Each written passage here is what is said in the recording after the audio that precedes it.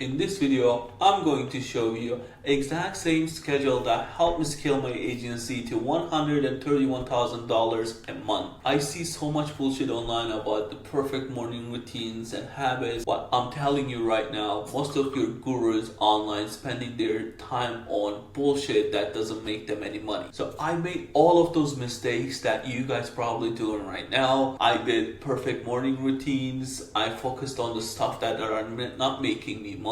But what happened actually in that process is I was doing almost everything and anything for my clients, being in touch with them, keep doing changes on their ads, and trying to get the best customer results possible. But the thing is, it's not about that. Everything is about two things. I actually use 80-20 rule. If you guys know what it is, it's basically 20% of the stuff that you are doing gonna affect 80% of your income. I only do 20% for my clients. I focus on two things. One, getting them great results, getting them a bunch of leads, and two, turning those leads into an appointment. And nothing else actually, to be honest, doesn't matter. As long as your clients cannot handle the amount of leads you can send and they're super happy. They don't mind if the lead quality is low. They don't mind if you're not talking to them enough. Everything goes by that 20% of, hey, are you able to generate leads? And are you able to book appointments for those leads if you're offering that? If not, there's only one part. Are you able to generate high quality leads? And that's it. So in my opinion, there's only two functions of an agency. Number one is being able to market yourself, have an offer that attracts people to your product, so you can do 10 to 20 sales calls a week. And two is be able to market your client's product in a way that they're actually happy with the results and they're getting clients and they're actually getting pretty good results. So two things: marketing for yourself, marketing for your clients. Nothing else matters. Sales is low leverage task, because once you figure out sales, most of your sales is about your offer, right? Yeah, you need to be a good communicator somewhat, but as a person like me, I'm an immigrant, I have an accent, and I have a broken English. I did multiple 6-7 figure months before by doing the sales work myself. But once you figure out the sales part, what you need to do, you'll hire a person that is their only job is closing and nothing else. And I know they cannot do the exact same amount of clients that you're closing, but once you have your proof of concept, they can do almost as good as you. And that's all you need. As long as you keep bringing client, and as long as you get your agency's marketing better, his sales skills are like 20% worse than you, it really doesn't matter, because you could easily make a better offer, focus on your marketing, and get 50% more people in the door. I'm gonna actually share my daily schedule that helped me hit $131,000 a month. And what I do is very simple. First of all, most important part is sleep. For me, it might be different for you, especially if you're younger. You might think you don't need that much sleep, but actually you do. Your brain needs to function. Your physical body can function with less sleep, but your brain cannot. So I get 8 hours of sleep every day. I sleep around 10:30 to 11:30. It depends on how tired that day I was. I wake up at 7 a.m. every day, take a quick walk. I live in Canada, by the way. Sometimes that's not possible because of how cold it is, but right now we're in summer. So I wake up every day at 7 a.m., take a quick walk, maybe grab a coffee, iced coffee if the weather is good. And to be honest, I try to wake up at 5 a.m. I try to wake up at dawn, whatever the time the sun is rising up. I try to wake up at that time. I try to wake up later. Maybe I said, it might be a night owl. Let me try waking up 9, 10 and work late. Didn't work for me. It might be different for everyone else, but for me, best time to wake up is 7 a.m. because I can get shit done in the early morning. It's about 7 to 8 a.m. After 8 a.m., I sit on my computer, start working, get the ASAP task away until 10 a.m. 10 a.m. my team call starts, because my team works in the East Coast, West Coast, and different countries as well. I will start at 10 with the team calls. I do the team calls until 11, sometimes until 12, take a quick lunch. If I really need to, because I really don't eat in the mornings. First, I cannot find the time. Second, I cannot find the appetite to eat something.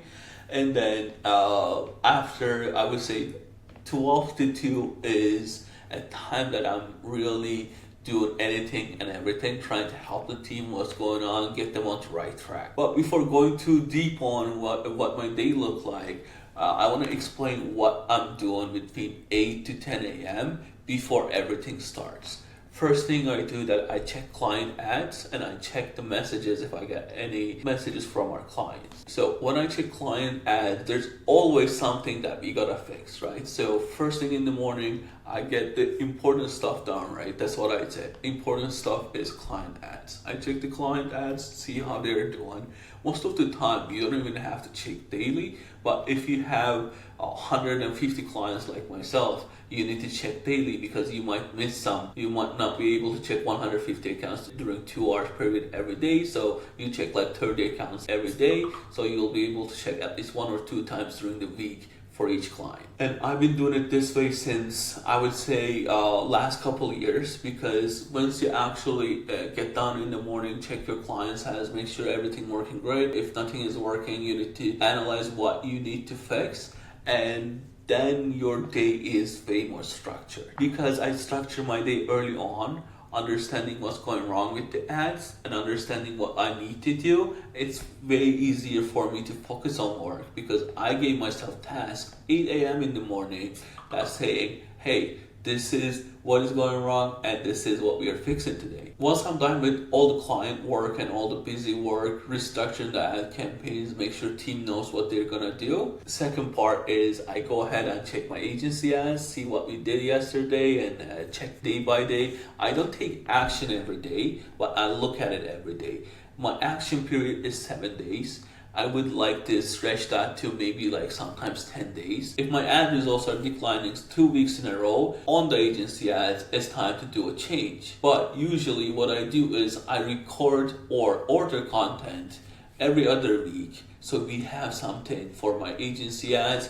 For my client ads, we have a whole library of hundreds of images and hundreds of videos, so that's a little bit easier because I built that library thinking that we are going to need it, which we do. And actually I want to drop some sauce for the agency ads as well. There's a couple things that I really care about on agency ads. One, actually this is something that I don't care about, is it really doesn't matter how nice or professional your ad is. What matters is your offer, and see if your ad looks good enough as far as the eye. Is it easy to see, easy to read, easy to understand? So as long as you have a good offer and easy to understand, either a video or image, doesn't really matter. I like to do them both at the same time because they kind of complement each other. You go to feed, you see the image. You go to reels or stories, you see the video. You'll be basically organically retargeting by using a couple different ads in the same ad set. And if you're gonna run agency ads, what I recommend is at least put 2 months of a budget on the site.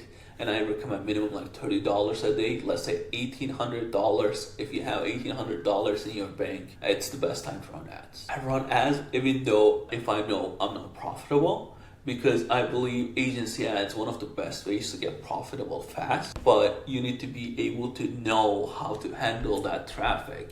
I'm not talking about closing, I'm talking about service delivery to those clients. If you close 10 clients, most of the agencies will actually don't know what they're gonna do if they close 10 clients because they never thought about it. They never worked their agency in a way, they never built their agency in a way that they're going to be able to close 10 clients and they're going to do the onboarding and the ad launching and the results with no problem. Let's focus rest of my day, which is 10 a.m. to 12 p.m. It's more like a team communication phase. Actually, this goes up to 2 p.m. because after the meetings are done, I'm still in our Slack channels answering my team, answering their questions, solving their problems. So they know they have an easier day ahead of us with my help. So we have meetings around like 10 to 12, and on those meetings what we talk about is basically what did they do yesterday, what are they gonna do today. They screen share, tell me what's going on, if there's any problems for me to solve, or if there have any questions. And also we have team calls that all team joins. We do big announcements like, hey, we're gonna include this, hey, this is our new ad library, or we just recently built this automation, so this is how to use it type of calls. So one for team announcements and like kind of getting the team culture together, because what we do is on those all team calls is not every time it's about work, work, work. Sometimes there's nothing to do. You just gotta repeat tasks that you were doing and make sure you're on top of everything. So on that phase, what we do is basically we play games. We play Uno, we play drawing games, whatever the case is, we just play games. And I would say after 2 p.m. until 4 p.m. I have deep work. So I get shit done most at this time. First is 8 a.m. to 10 a.m. Second is 2 p.m. to 4 p.m. This times I'm not picking up any phones. I'm not answering any message unless it's an emergency. And I'm just focused on building the systems. I'm focusing on making sure everything is working great, client task, or whatever I need to do. Once that's done, after 4 p.m. until I would say 4 to 6, 7 p.m., I'm still actively working by just helping people out and see what's going on. I'll be in a mood that, yes, I'll work, yeah, I'll help you, but like I don't have any major tasks in front of me. It's just me doing bits and pieces to make sure team is working right. After 7 p.m., I usually like to go step outside, do something. If I cannot do anything, just like go eat somewhere, because I've been home all day by that time. I started at 8 and until 7 is like 11 hours I was home. And I want to step outside, do something, come back home around probably 10. After 10, I would say I start to get ready for bed, and I probably sleep around 11. And this is the best schedule that I've tried during the last 5 years. I tried a bunch of different things. I tried ice cold baths. I tried 5 a.m. wake ups. I tried all that productivities and habits and everything that you can do. But after all those tests, this is just like life is like as measured too. You gotta test different stuff to see which one is more optimal. And this was the most optimal for me. And I believe if you use a similar schedule, I believe you can do the same as well.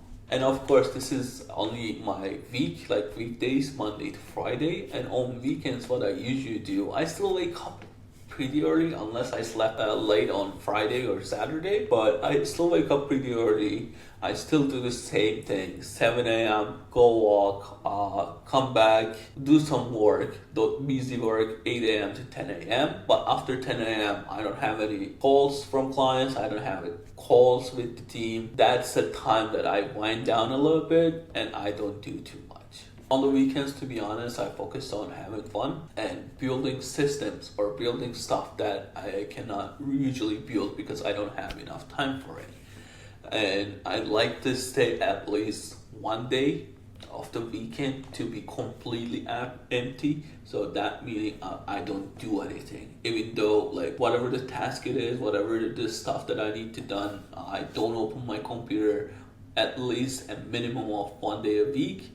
And I would just chill. I would just focus on going back to work, get ready mentally, and like do stuff, go outside and socialize. Because working from home and having your own business, it's actually kind of hard, because if you don't actually limit yourself on how much you're working, you'll be working indefinitely and you're gonna burn out pretty quickly. So my 2 cents for you is don't burn yourself out. Unless you're in the trenches, you're trying to get your agencies the 5-10 grand a month, which I did that for 6-7 months, but it burns you out. I'm pretty sure it's also a mindset, but I'm not going to get into the mindset of it right now. Take your time off, enjoy your time off, and focus back Monday 7 a.m. with full force again. So thank you so much for watching. If you're not subscribed yet, click down below, subscribe, and like the video. Thank you.